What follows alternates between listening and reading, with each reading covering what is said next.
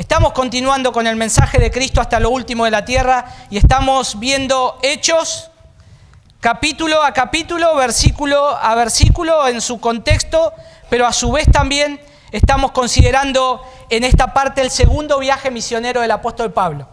Y si ustedes recuerdan, quedamos en Hechos capítulo 16, cuando los discípulos se encuentran con una joven endemoniada, que les decía una y otra vez: estos son siervos del Dios Altísimo, anuncian un camino de salvación. Bueno, ¿qué sucedió después? De muchos días, Pablo, cansado de esto, se vuelve a la muchacha, no a la muchacha en sí, a la persona, sino al demonio, y lo echa fuera. Y la muchacha queda libre y es salvada. Y ahora ella ya no estaba más bajo presión demoníaca, ni bajo presión de sus amos esclavos, porque utilizaban a esta muchacha poseída por ese demonio para obtener ganancias. Bueno, eso está bien ahí, pero no salió gratis esto. Algo sucedió. Y vamos a ir al versículo 19. Quiero arrancar desde ahí. Dice la palabra de Dios: pero viendo sus amos que había salido la esperanza de su ganancia, prendieron a Pablo y a Silas y los trajeron al foro ante las autoridades. Y presentándolos a los magistrados, dijeron: estos hombres, siendo judíos, alborotan nuestra ciudad y enseñan costumbres que no es lícito recibir ni hacer, pues somos romanos.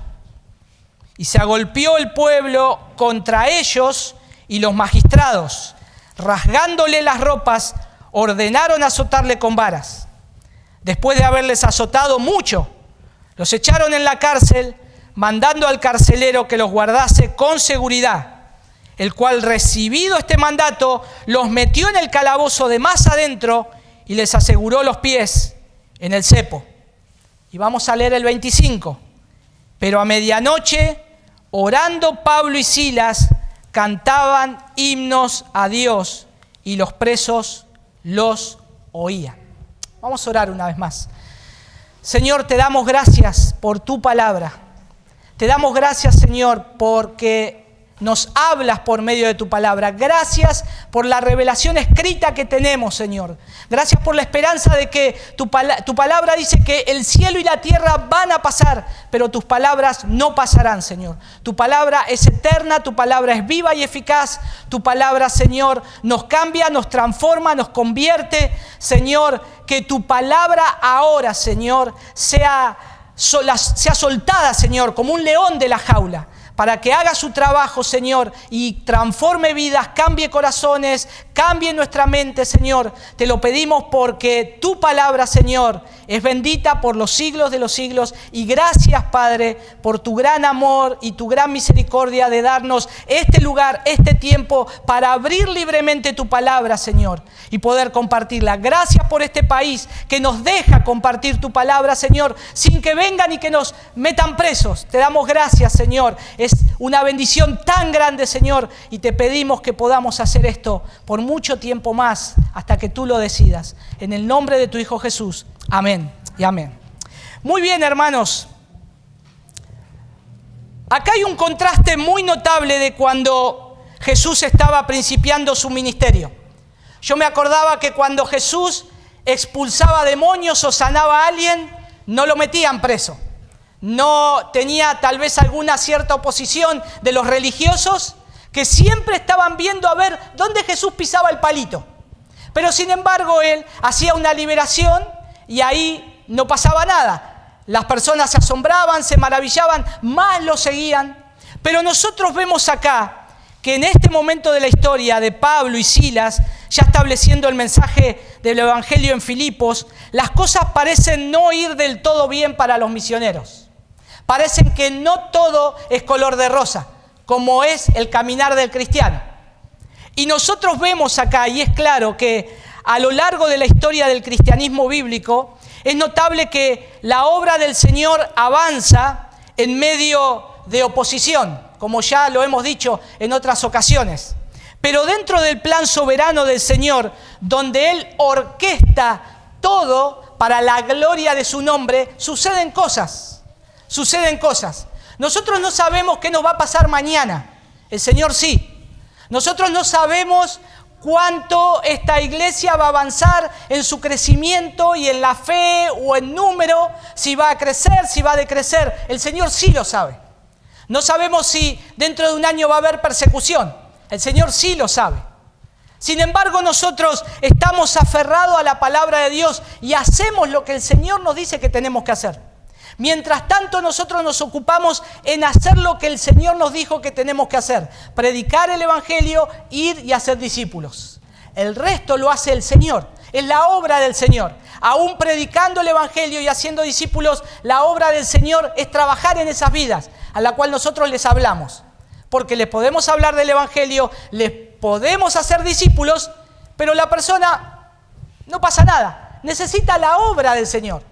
Y acá los discípulos, y en esta mañana, vamos a considerar las consecuencias que tuvieron que sufrir nuestros hermanos por aquella conversión de la jovencita liberada. Ahora van a estar las consecuencias.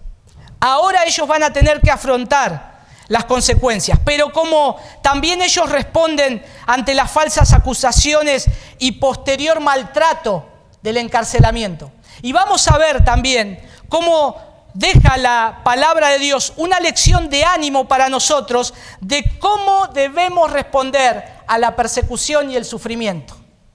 Entonces, deseo que por favor me presten atención a los detalles de texto al principio. Pero yo quiero que guarden todos sus sentidos, quiero que guarden toda su atención para el final del mensaje. Porque el final del mensaje, podríamos decir, está el sermón.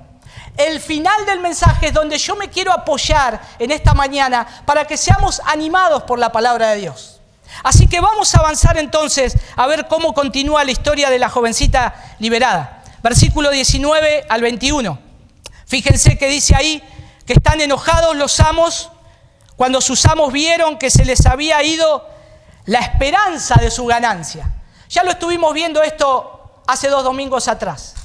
Cómo el dinero a la gente no le importa nada. No importa ver a una persona maltratada, endemoniada, que la está pasando mal, que está esclava, sino que la utiliza para sus propios fines. Eso es lo que hace el amor al dinero. El amor al dinero es raíz de todos los males. Podemos llegar a hacer cosas impresionantes por dinero, de malas. Y estos hombres estaban tan cegados que estaban obteniendo tanta ganancia por medio de esclavizar a una mujer. Porque esto hoy sería considerado una trata de personas. Una mujer esclava. Ellos la tenían para ganancia de ellos y ella no recibía nada. Ahora, cuando Pablo ve esto, esta explotación y esta trata de mujeres, podríamos decir, le dice al demonio que salga de ella para que ella quede libre, sea sanada, sea salvada. Sin embargo, esto fue gozo en los cielos, pero en la tierra odio. Odio. Versículo 19, miren que dice que ellos se enfurecieron porque prendieron a Pablo y a Silas y los arrastraron hasta la plaza ante las autoridades. Lo que dice ahí la palabra de Dios es literalmente que cuando ellos vieron esto, se enojaron tanto contra Pablo y Silas. Acuérdense que estaba Lucas y Timoteo también ahí. Pero principalmente contra Pablo y Silas porque Pablo había dado esa orden. Y dice la palabra de Dios que lo arrastraron. El término ahí que yo tengo en mi Biblia de las Américas, lo arrastraron, es un término que en el original es como cuando alguien sacaba una espada para el combate. No la saca despacito, desabrochándole, sacándole. No, la saca rápido. Ese es el término. Lo agarraron y lo arrastraron a Pablo y a Silas. Los llevaron enfurecidos, los sacaron a la fuerza, con violencia, y los llevaron a la plaza pública donde se exponían todos los casos que el pueblo tenía que saber. La plaza pública de aquel entonces era muy similar a la plaza de nuestra ciudad. La plaza, en realidad, las plazas de las ciudades están construidas al estilo griego. Porque siempre en la plaza, ¿qué hay alrededor? Una iglesia, un tribunal, una municipalidad y, no sé, un restaurante, supongamos. Pero siempre están esos elementos. La plaza pública, la cual la llevaron a Pablo y a Silas, estaba distribuida de esa manera. Estaba el tribunal cercano. Y ahí es donde lo llevan, porque lo que quieren hacer es que se arme un alboroto para que puedan venir los magistrados y ver lo que estaba pasando.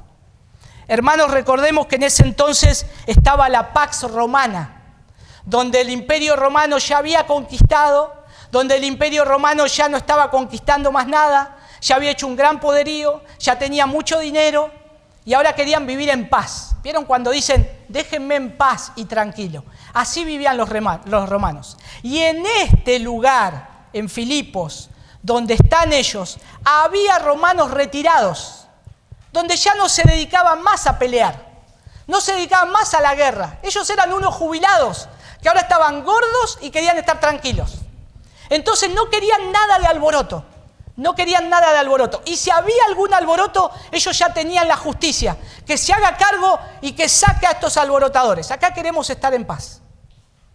Ahora, noten que estos hombres llevan a Pablo y a Silas ahí, al foro romano, donde están los magistrados, y cuando se iba a juzgar a alguien, generalmente se investigaba el caso.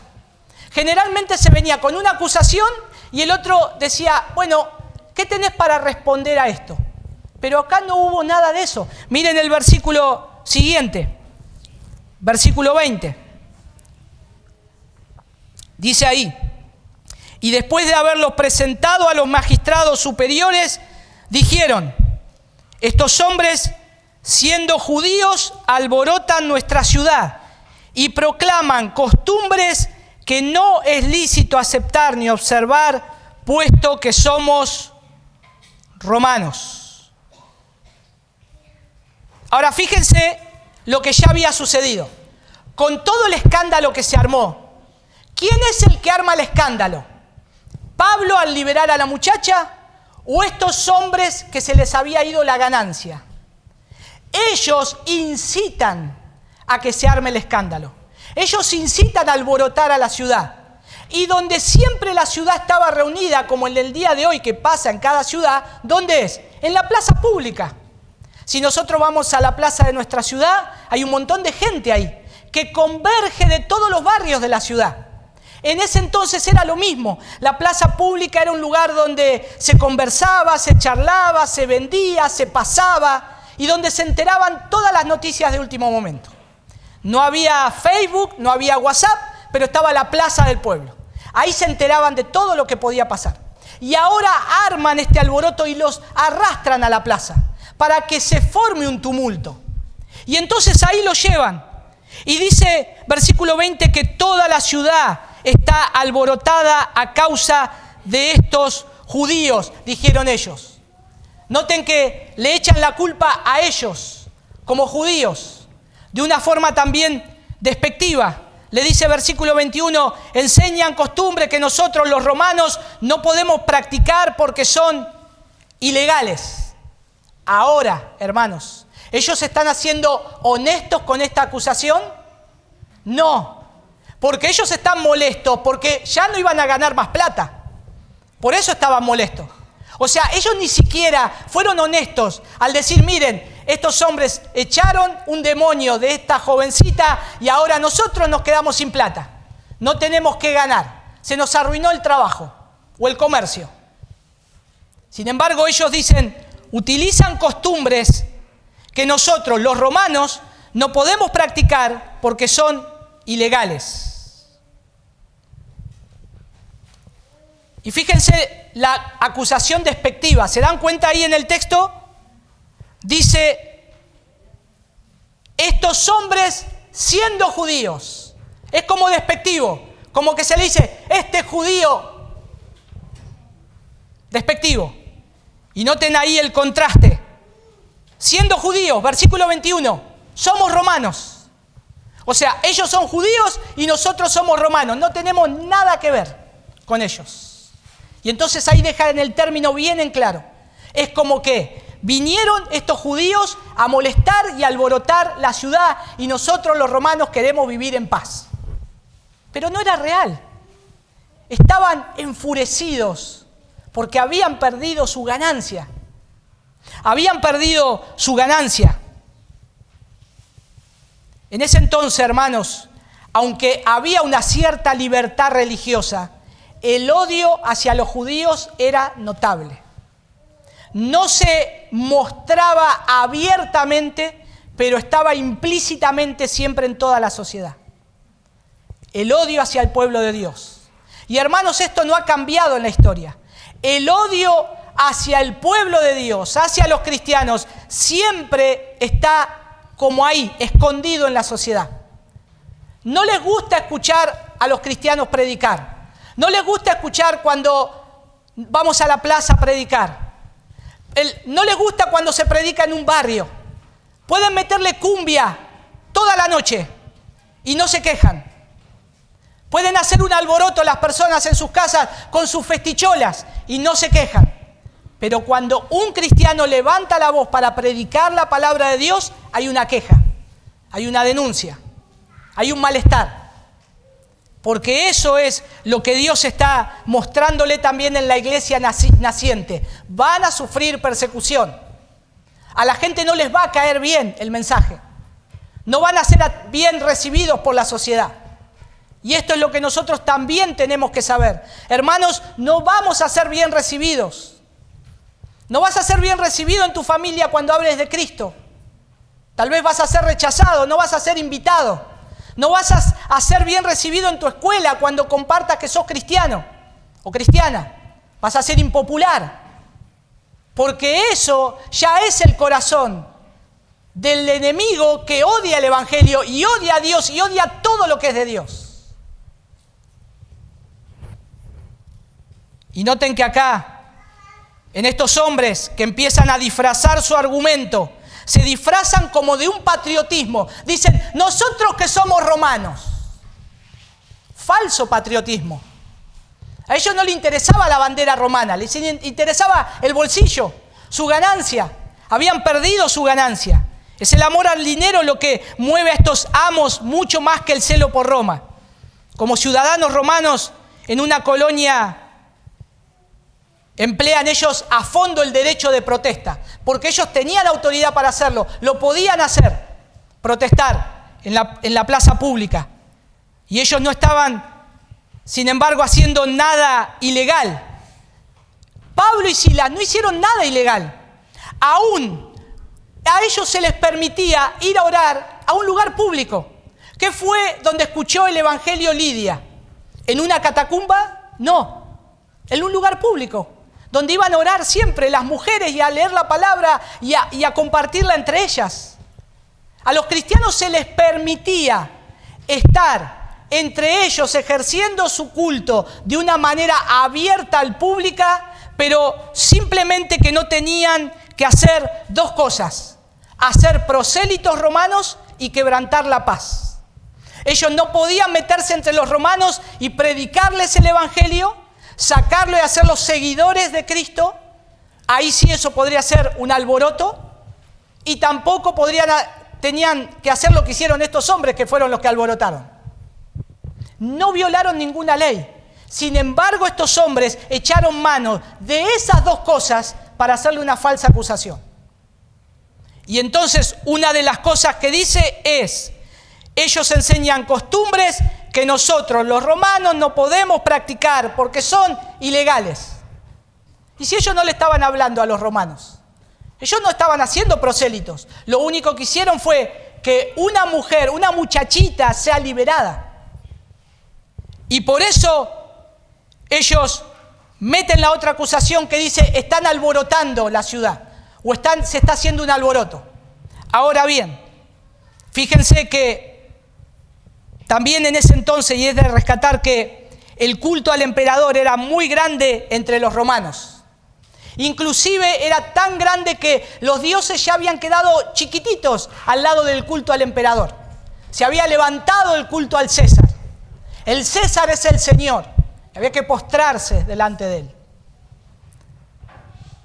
Ahora, esto es una causa también del odio de muchos romanos, pero acá es donde nosotros podemos ver que estos hombres tenían ese odio porque ellos amaban el dinero y habían perdido su ganancia con la niña esclava.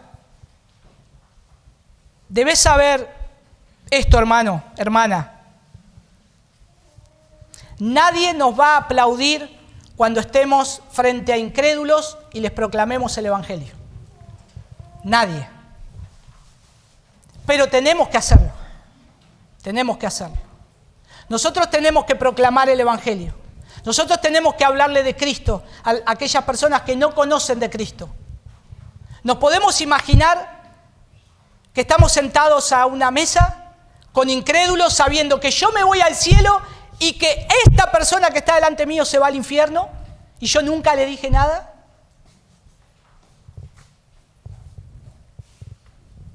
Estos hombres tenían una valentía que solamente la pone el Señor a aquellos que han sido salvados y rescatados por su gracia. No tenían temor de padecer lo que tuvieran que padecer. ¿Sabían que les podía causar un problema esto? Sí, porque ellos sabían que esa muchacha le traía ganancias a estos hombres, porque hacían dinero con ella, con su esclavitud. Ellos ya lo habían visto día tras día, pero a ellos no les importó la reputación de ellos. A ellos les importó el alma de la jovencita. Y por más que sean apedreados, castigados o lo que ellos sufrirían, ellos hicieron lo que Dios les mandó que tenían que hacer. Y es lo que nosotros tenemos que hacer. Cuando estás en Cristo y estás creciendo en fe y avanzando en la gracia, te das cuenta que ya el mundo fue crucificado.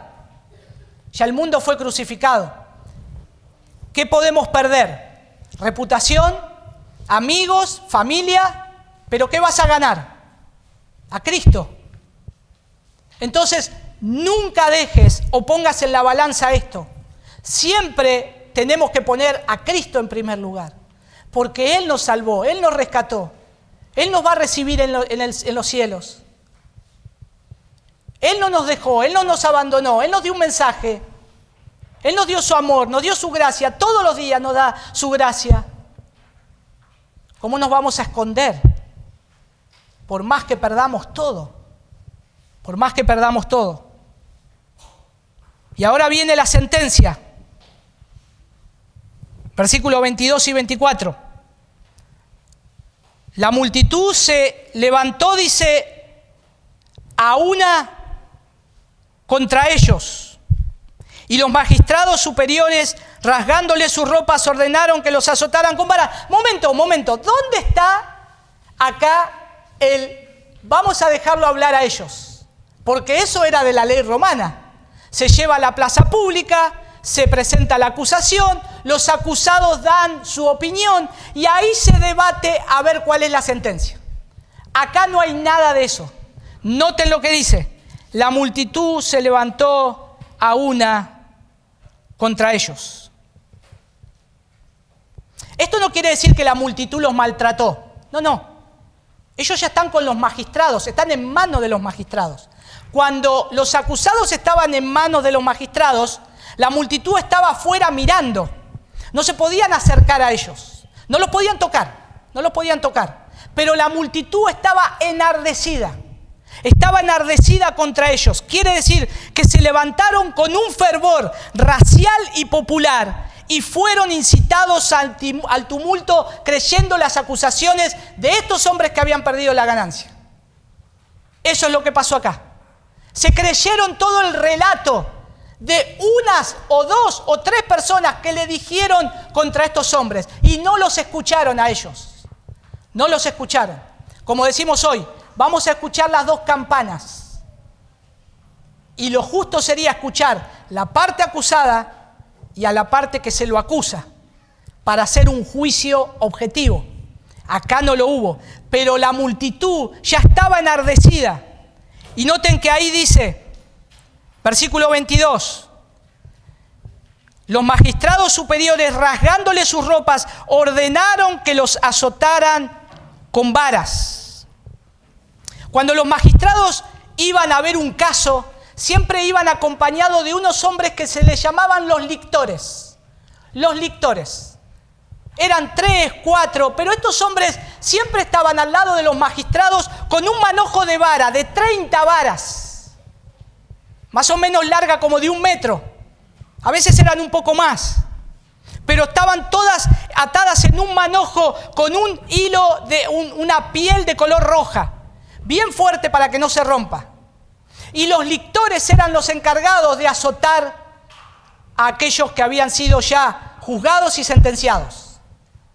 Pero esta práctica no se le podía hacer a los romanos. Si eras ciudadano romano, esto no se te podía hacer. Después, más adelante vamos a ver qué pasa. Pero acá, y uno dice, ¿y por qué Pablo no se defendió? Seguramente que Pablo y Silas deben haber querido decir algo, pero en medio de un fervor de patriotismo, de odio racial, donde todos gritan, mátenlo, o azótenlos, o métanlos en la cárcel, o sáquenlos de acá, judíos, sáquenlos, fuera judíos. ¿Quién puede decir algo cuando todas las voces ahogan tu voz? Y ellos no tuvieron posibilidad de decir algo. Noten ahí versículo 23. Después de darle muchos azotes. ¿Cuántos azotes eran? Según los romanos, no tenían una cuenta específica. No había. Pablo sabía de los azotes, porque cuando él perseguía a la iglesia, él había mandado encarcelar y azotar a algunos. Y él sabía que cuando iban a venir los azotes, él no sé si le debe haber dicho a Silas, prepárate, según cómo se haya levantado el magistrado nos van a dar azotes. Porque esto era así, hermanos, de acuerdo a cómo el magistrado estaba de humor o no, te daban los azotes. Y les decían, 40, 50, 20, 100, o denle hasta que les diga basta. Acá dice Lucas, después de darle muchos azotes, muchos, le dieron muchos. Dice ahí, versículo 23, los echaron en la cárcel, ordenando al carcelero que los guardara con seguridad. El carcelero era alguien avesado a los presos, era avesado en el tema de los presos. Él sabía cómo tratar a un prisionero. Y en la cárcel romana, hermanos, no atendían a los prisioneros. Pase por acá. Acá está la celda VIP. No, eran hombres duros, toscos. Eran hombres que estaban acostumbrados a la dureza. Y los magistrados le dicen, echen a estos hombres a una parte segura. Son hombres peligrosos. Y noten que ahí es el carcelero que dice, y habiendo recibido esa orden, versículo 24, los echó en el calabozo interior y les aseguró los pies en el cepo. ¿Ustedes se pueden imaginar a Pablo y a Silas con pinta de malhechores? ¿Se pueden imaginar a estos dos siervos del Señor con cara de criminales? Ellos no eran criminales. Ellos habían predicado la palabra de Dios. Ellos habían pedido al Señor que liberara a una joven muchacha para que su vida sea una vida que glorifique a Dios. Cuando está pasando este momento, la jovencita, la niña, debería estar disfrutando en su casa de haber sido liberada. Debería estar con la iglesia del Señor. Mas ellos ahora están sufriendo. Están sufriendo. Y ahí, noten que dice que los meta a la celda o a la parte de, podríamos decir, máxima seguridad. Dice, los echó en el calabozo interior, o sea, la parte más baja. Generalmente en la ciudad de Filipos, o como en otras ciudades de Roma, la cárcel no estaba muy lejos de la ciudad, pero estaba en un lugar muy seguro construido por rocas, porque ahí hacían los calabozos. Entonces había calabozos arriba, donde iban la mayoría de los presos, pero los más peligrosos, los que para el gobierno romano eran los de máxima seguridad, los que hoy podríamos decir buscados por la Interpol, por el FBI, peligroso mundial, tenían un calabozo donde generalmente ese calabozo lo hacían hacia abajo, donde había sido una cisterna con agua. La cisterna se secó y entonces ellos ahora lo usaban de calabozo. Imagínense que les estoy hablando de agua sin entrada de sol y que ustedes pueden decir, la humedad es irreparable. Ese era el calabozo donde fueron nuestros hermanos Pablo y Silas, a la parte más baja, un lugar donde no entraba la luz del sol. La única luz del sol que entraba en ese lugar era cuando se abría la puerta, porque no tenían permitido eso. Eran enemigos de Roma los que iban ahí. Y no solo eso, había un cepo donde se aseguraban los pies, y otros calabozos romanos tenían un cepo donde aseguraban los pies, aseguraban las manos y aseguraban la cabeza. No te podías mover para nada en un lugar frío, oscuro y encerrado. Y uno dice, ¿para qué tanto? ¿Por qué tanta seguridad? Ya con estar abajo y encerrado y un guardia, ya listo. Acá Pablo y a Silas lo metieron en un calabozo y lo que dice la palabra dice que el carcelero lo aseguró al cepo, o lo puso ahí en el cepo, le aseguró los pies en el cepo. O sea, solamente había un cepo de madera donde se le encajaba los pies y se los cerraban. Ahora, hermanos, los pies iban separados para que ellos se acalambraran. Los calambres que sufrían los presos en esa posición eran insoportables. Sufrimos calambres nosotros, ¿no? Tenemos calambre, a veces en la cama uno está, ¡ay, me acalambré! Imagínense estar así todo el tiempo, hasta que el calambre se vaya. Y no tenés a alguien que te estire el pie, nada. Arreglátela solos.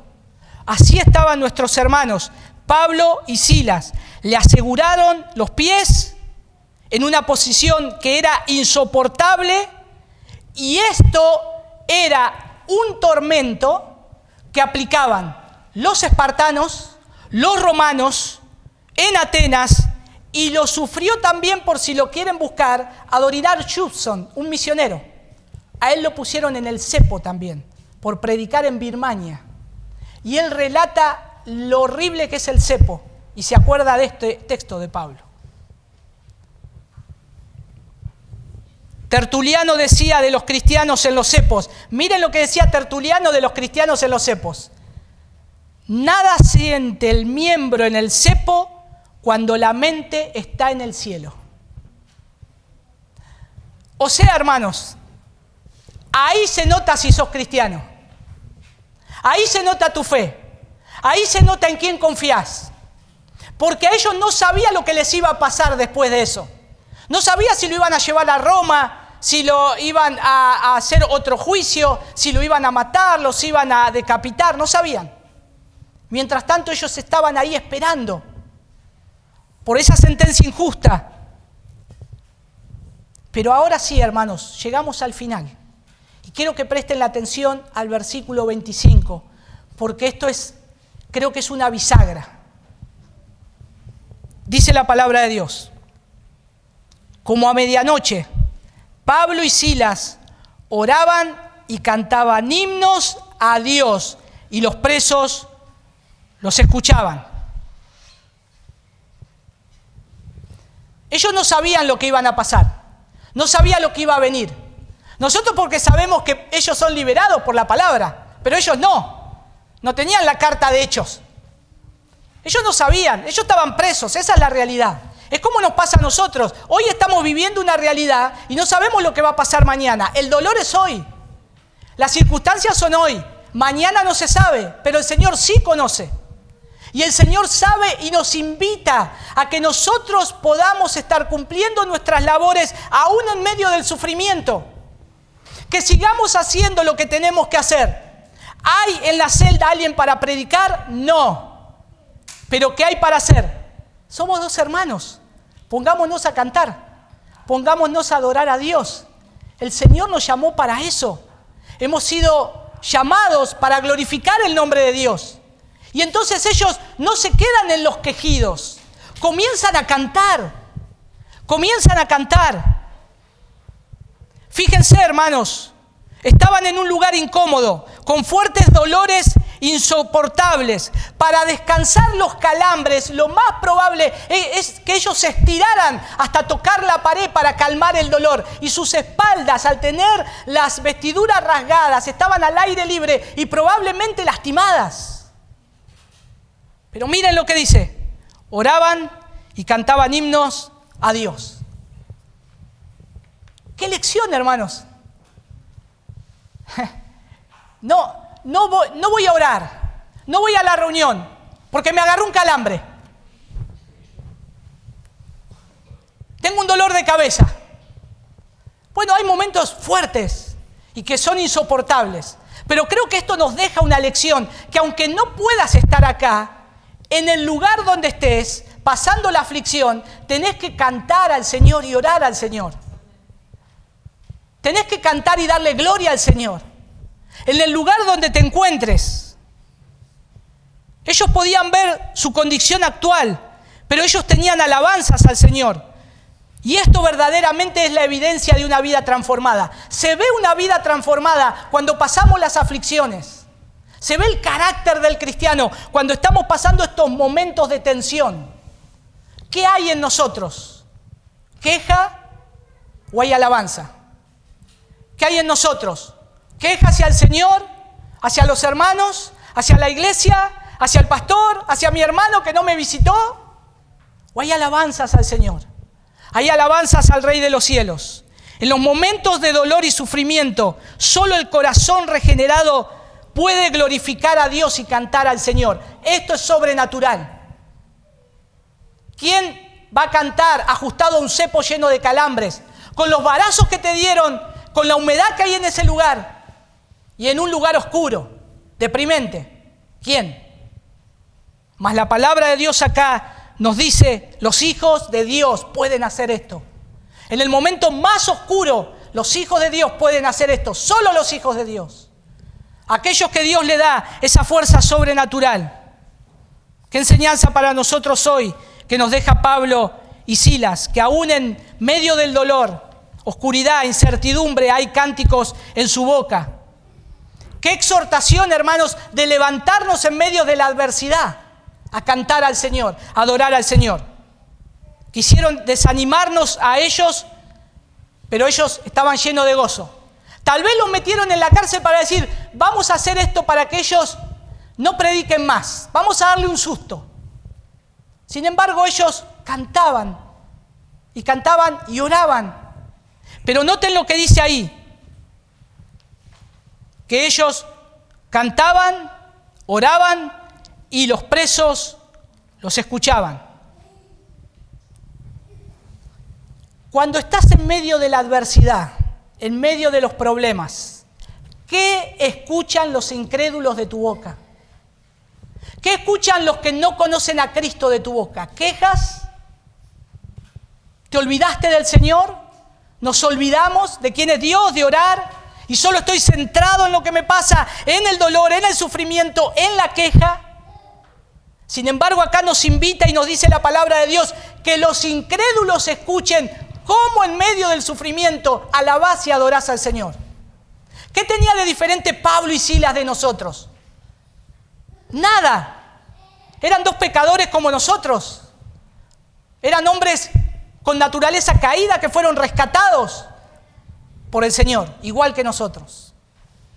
Nada más que ellos comprendían cuál era su propósito aún en medio del dolor y del sufrimiento.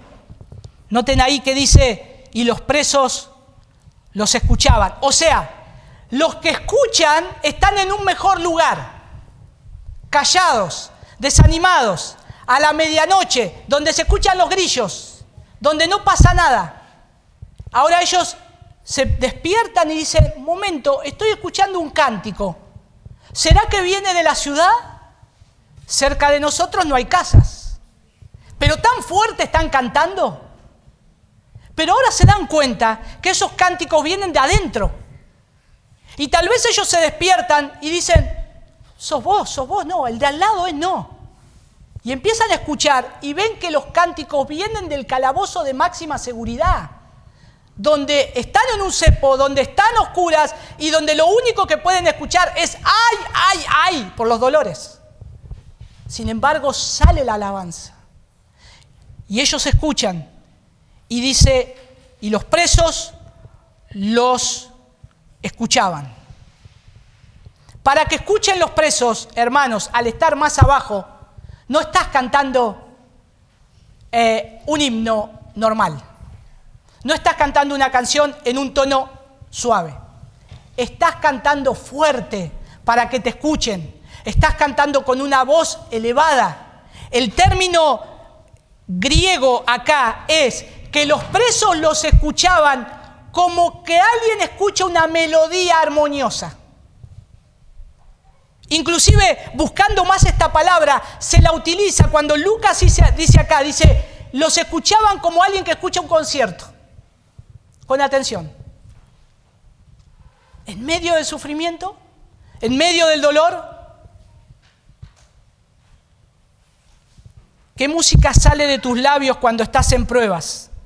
Cuando estás en problemas, en dolor, sufrimiento, cuando te han tratado injustamente. ¿Qué testimonio das a los inconversos? ¿Qué testimonio damos, hermanos, a los inconversos? Cuando sabemos que lo que nos están haciendo es algo que está mal, que lo que nos están haciendo es algo que sabemos nosotros que está mal y otros saben que está mal. ¿Qué testimonio damos? ¿De queja? ¿No hay alabanza?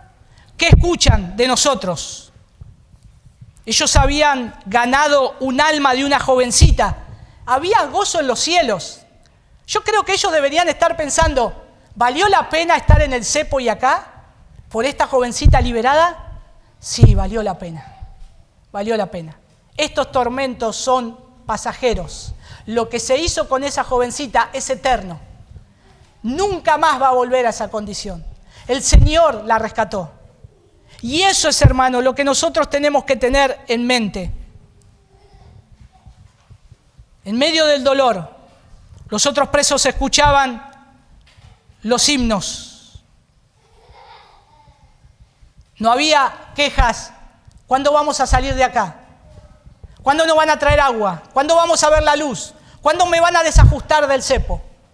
Había himnos, había oración. Hermanos, les pregunto, ¿era un lugar para orar y cantar himnos? No, no. Y hoy nosotros tenemos un lugar cómodo para orar y cantar himnos y nos quejamos. No era una reunión de oración.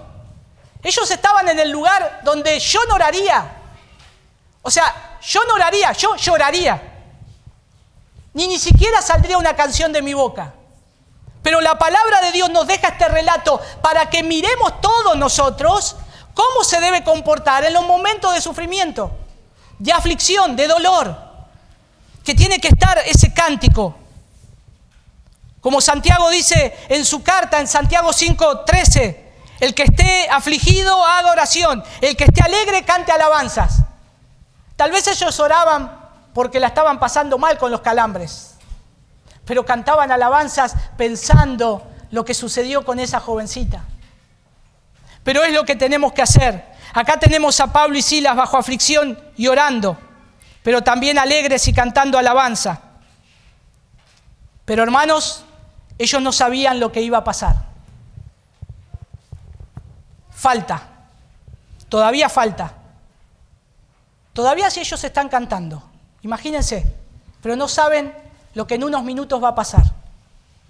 Todavía si ellos están en el cepo y están orando, pero no saben lo que va a pasar. Dios sí sabe lo que va a pasar. Dios sabe que va a manifestar su obra todopoderosa. Y ellos van a ser testigos de un milagro sobrenatural y de otra nueva conversión. Pero mientras tanto, cantan. Hay himnos, hay oración. ¿Qué va a pasar en tu vida mañana? No sabes. Tal vez el sufrimiento es hoy, pero no sabes lo que va a pasar mañana o en unos minutos. Pero yo te invito, hermanos y hermana, a que sigas cantando, a que sigas alabando al Señor, que sigas dándole la gloria a Él.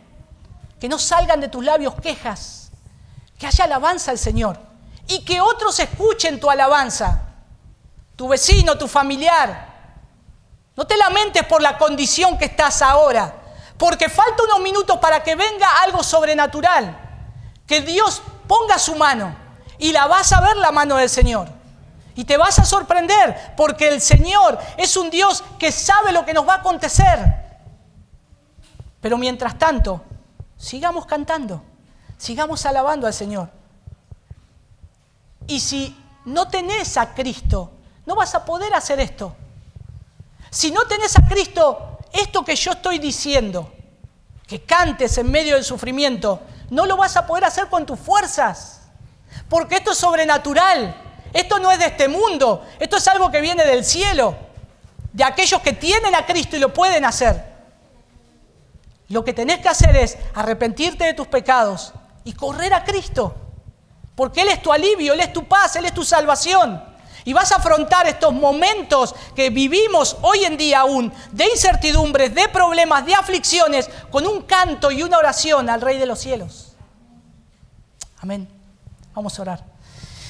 Señor, gracias por dejarnos este precioso relato en tu palabra. Gracias, Señor, por los detalles que nos das, porque nos anima a ver cómo le das la fuerza a tus hijos para pasar los distintos momentos de aflicción, de persecución, de angustia, de miedo, de incertidumbre. Señor, nosotros sabemos lo que va a ocurrir. Y Señor, estamos tan deseosos de seguir leyendo para ver el milagro de lo que va a pasar.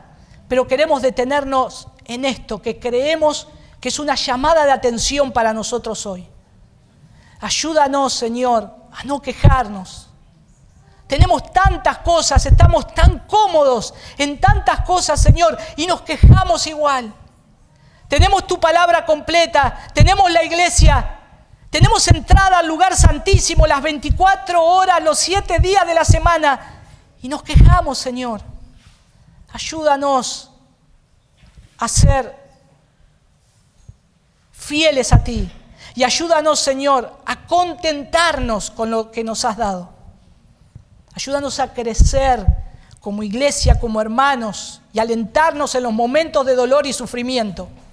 Anima a mis hermanos que están pasando dolor y sufrimiento, o sea, en enfermedades familiares, laborales. Señor, anímalos a que canten himnos y hagan oraciones a ti, Señor, en todo lugar, aquí, en su casa, donde estén.